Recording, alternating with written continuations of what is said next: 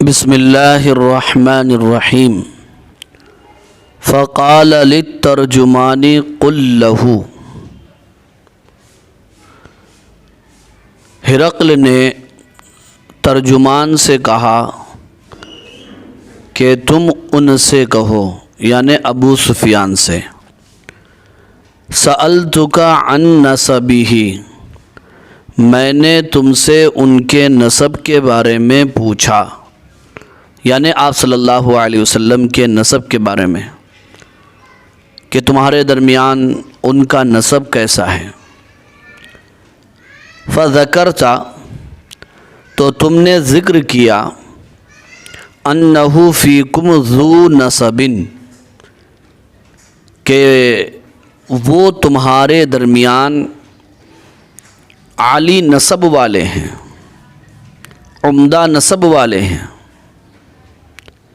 وَكَذَلِكَ الرُّسُلُ تُبْعَثُ فِي نَسَبِ قَوْمِهَا،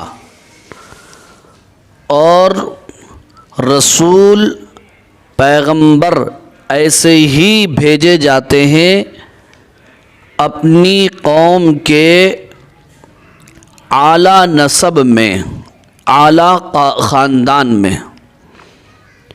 یعنی میرا پہلا سوال تھا مدعی نبوت کے بارے میں کہ ان کا نسب کیا ہے، تو نسب کے سلسلے میں تمہارا جواب تھا ذو نسبن، وہ بڑی شان والے ہیں، اعلیٰ نسب والے ہیں۔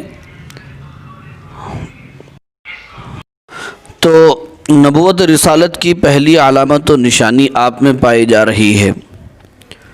وَسَأَلْتُكَ هَلْ قَالَ أَحَدٌ مِّنْكُمْ هَذَا الْقَوْلَ، اور میں نے تم سے پوچھا کیا تم میں سے کسی نے اس بات کا دعویٰ کیا ہے؟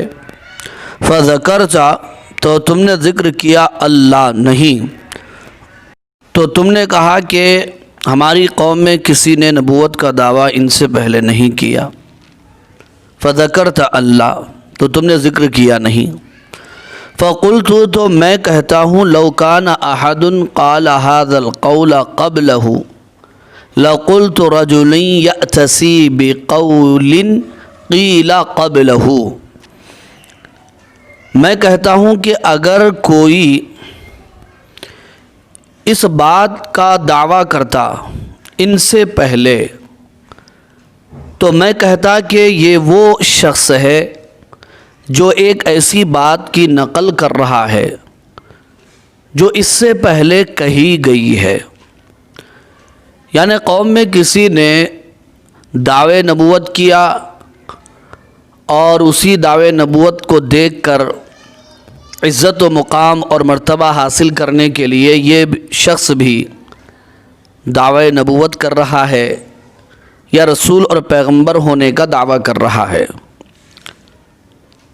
لیکن تم نے کہا کہ کسی نے ان سے پہلے دعوے نبوت نہیں کیا، تو پتہ یہ چلا کہ یہ کسی کی نقل نہیں کر رہے ہیں بلکہ واقعی رسول اور پیغمبر ہیں۔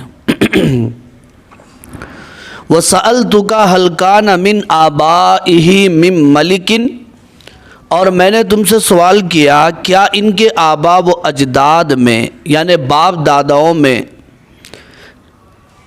کوئی ملک یعنی بادشاہ بھی تھا؟ فذکرتا، تو تم نے ذکر کیا، جواب میں کہا، اللہ، کہ نہیں، یعنی ان کے آبا و اجداد میں، ان کے خاندان میں پہلے کوئی بادشاہ بھی نہیں گزرا، تمہارا یہ جواب تھا۔ قلت، میں کہتا ہوں، ہرقل کہہ رہا ہے یہ، قلت، میں کہتا ہوں، فلو کان من آبائہ من ملک قلت رجل یطلب ملک ابیہ، کہ اگر ان کے آبا و اجداد میں، باپ داداؤں میں کوئی بادشاہ ہوتا تو میں کہتا کہ یہ وہ شخص ہے جو اپنے باپ داداؤں کی بادشاہت اور سلطنت کا طلبگار ہے، یعنی ان کے آبا و اجداد سلطان تھے، بادشاہ تھے، اب لہٰذا وہ دوبارہ سلطنت حکومت کا طلبگار ہے تاکہ خاندانی روایت اور شان برقرار رہے۔ لیکن تم نے کہا کہ ان کے آبا و اجداد میں کوئی بادشاہ بھی نہیں گزرا، تو اس سے بات معلوم ہوتی ہے کہ وہ سلطنت کا بھی طلبگار نہیں ہے لہٰذا وہ مخلص ہے اور نبی اور پیغمبر ہی ہے۔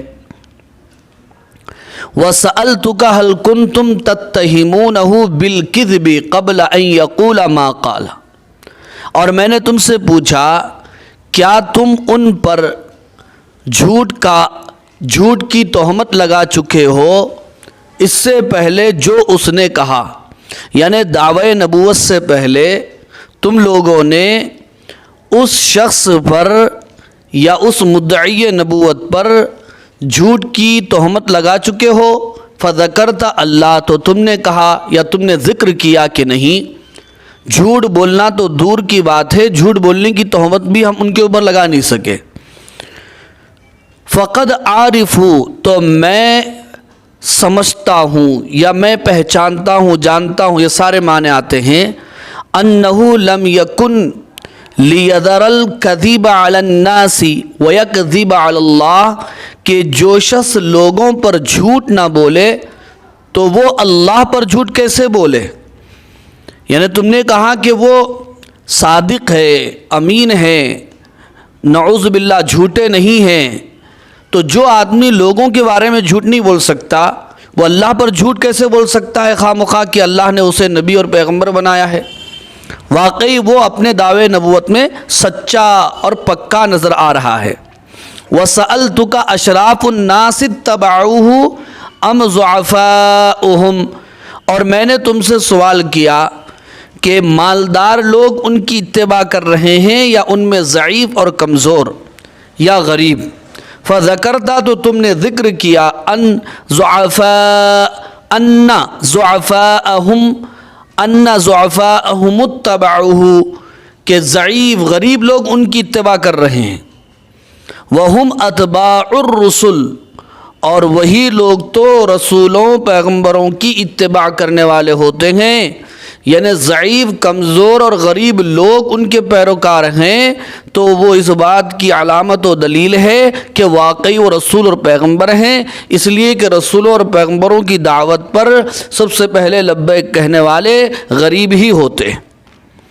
وَسَأَلْتُكَ أَيَزِيدُونَ أَمْ يَنْقُصُونَ، اور میں نے تم سے سوال کیا کیا ان کے پیروکار بڑھ رہے ہیں یا گھٹ رہے ہیں، زیادہ ہو رہے ہیں یا کم ہو رہے ہیں؟ فذکرتا، تو تم نے ذکر کیا، انہم یزیدون، کہ وہ تو زیادہ ہوتے چلے جا رہے ہیں، آئے دن بڑھتے ہی چلے جا رہے ہیں، ان کی تعداد زیادہ ہوتی چلی جا رہی ہے۔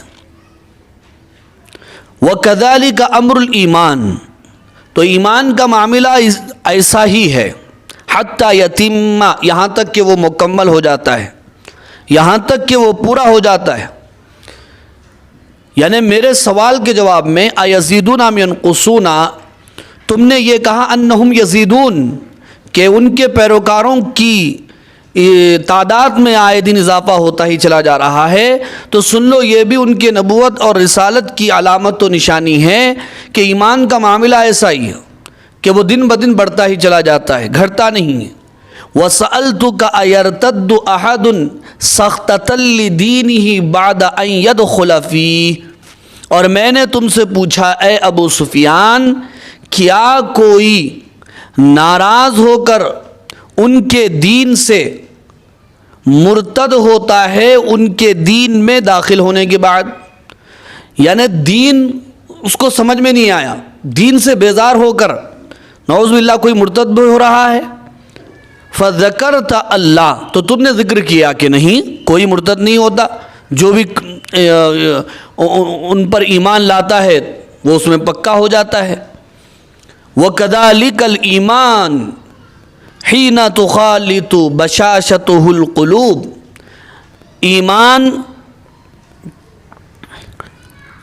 ایسا ہی ہوتا ہے جب اس کی بشاشت اور اس کی خوشی دلوں میں جاگزی ہوتی ہے، ایمان کی خوشی دلوں میں مل جاتی ہے، تو پھر وہ ایسے مل جاتی ہے کہ آدمی ایمان سے پھرنا نہیں چاہتا، وہ اپنی جان دے سکتا ہے لیکن ایمان کا سودا نہیں کر سکتا۔ تو یہ بات معلوم ہو رہی ہے کہ وہ ایمان کی دعوت دے رہے ہیں اور ایمان ہی صحیح چیز ہے، وہ رسول ہیں اور وہ پیغمبر ہیں۔ وَسَأَلْتُكَ هَلْ يَغْدِرُ، اور میں نے تم سے سوال کیا کیا وہ دھوکہ دیتے ہیں، دھوکے باز ہیں؟ فَذَكَرْتَ اللہ، تو تم نے ذکر کیا کہ نہیں، وہ دھوکے باز نہیں ہیں۔ تو وَكَذَلِكَ الرُّسُلُ لَا تَغْدِرُ، کہ رسول اور پیغمبر ایسے ہی ہوتے ہیں کہ وہ دھوکہ نہیں دیتے۔ اس سے بھی آپ کی نبوت اور رسالت کا علم ہوتا ہے، یہ آپ کے نبی اور پیغمبر ہونے کی دلیل اور علامت ہے۔ وَسَأَلْتُكَ بِمَا يَأْمُرُكُمْ، اور میں نے تم سے پوچھا وہ کن چیزوں کا تمہیں حکم دیتے ہیں۔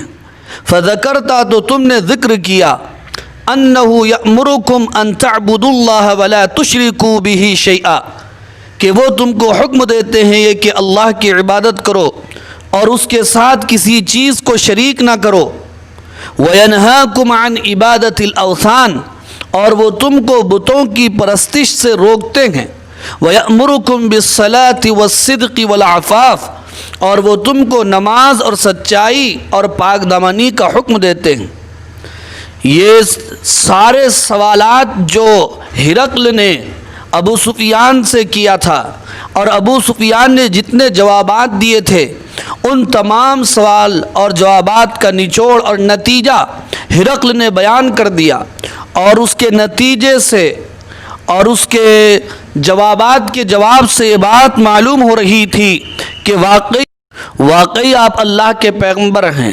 ہرقل کو اندازہ ہو چکا تھا، بلکہ یقین ہو چکا تھا کہ واقعی آپ اللہ کے رسول اور پیغمبر ہیں، اور آپ کی دعوت حق اور سچ ہے، اور آپ کی شریعت سچ ہے اور حق ہے۔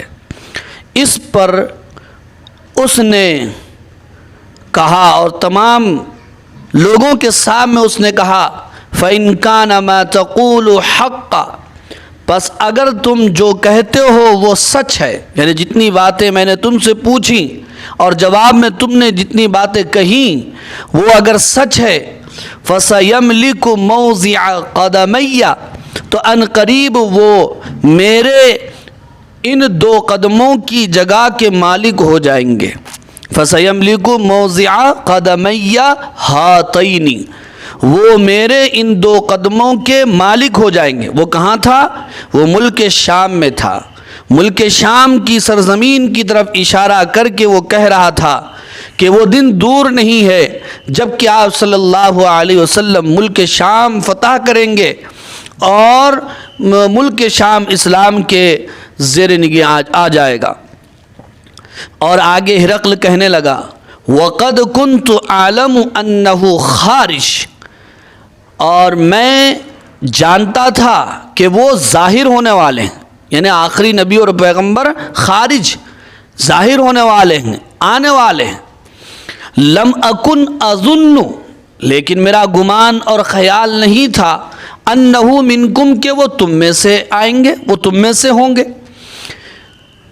ہرقل کے اس خیال و گمان پر شارحین نے تنقید کی ہے اور فرمایا ہے کہ ہرقل کا یہ خیال بالکل غلط تھا، یا اس نے کذب بیانی اور دروغ گوئی سے کام لیا تھا۔ اس کو معلوم تھا کہ آخری پیغمبر بنی اسماعیل میں سے آئیں گے، لیکن پھر بھی اس نے اس سچائی سے کام نہ لیا، اور لوگوں سے اس نے یہ کہا کہ میرا خیال تھا کہ وہ نبی اور پیغمبر عرب کی دیہاتوں کے درمیان، امیوں کے درمیان نہیں بلکہ سپر پاور طاقتوں کے درمیان پیدا ہوں گے، میرا خیال تھا۔ اس کا یہ خیال غلط تھا، یا اس نے جھوٹ سے کام لیا۔ تو بہرحال اس نے کہا، لم اکن اظن انہ منکم، لیکن میرا خیال نہیں تھا کہ وہ تم میں سے ہوں گے۔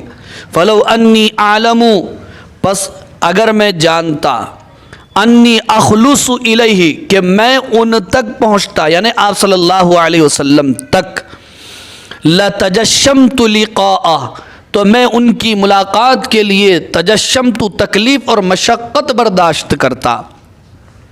گویا کہ اسے اس بات کا اندازہ تھا کہ وہاں سے وہ اٹھ کر آپ صلی اللہ علیہ وسلم تک پہنچتا تو اس کی قوم اس کی بادشاہت کو ٹھکرا دیتی یا اس کے اوپر حملہ آور ہو جاتی، اس لیے اس نے دبے الفاظ میں اپنے اس خوف کا ان الفاظ میں اظہار بھی کر دیا۔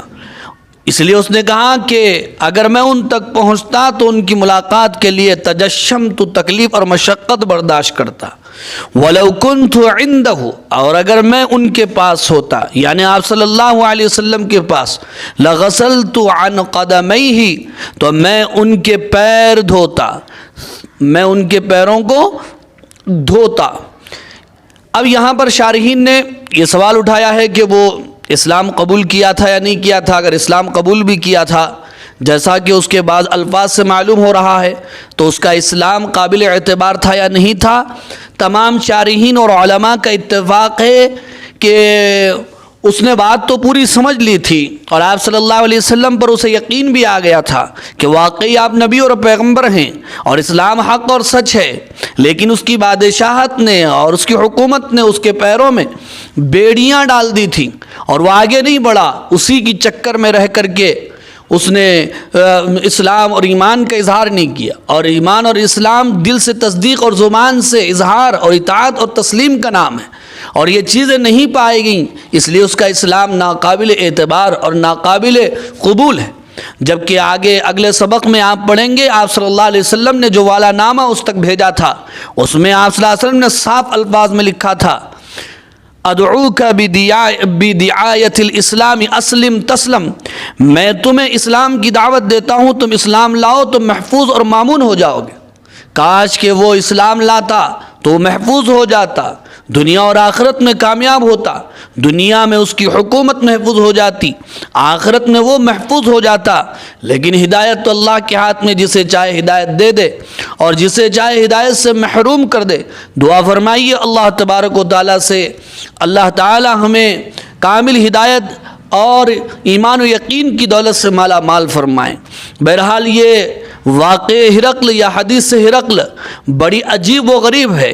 ان سوالات و جوابات سے آپ نے ضرور اندازہ لگا لیا ہوگا کہ آپ صلی اللہ علیہ وسلم اللہ کے نبی اور پیغمبر ہیں اور ہماری کامیابی آپ کی اتباع اور اطاعت میں ہے. اللہ تعالی ہمیں حضور پاک صلی اللہ علیہ وسلم کی کما حقہ اطاعت کرنے کی توفیق عطا فرمائے. وآخر دعوانا ان الحمد للہ رب العالمین.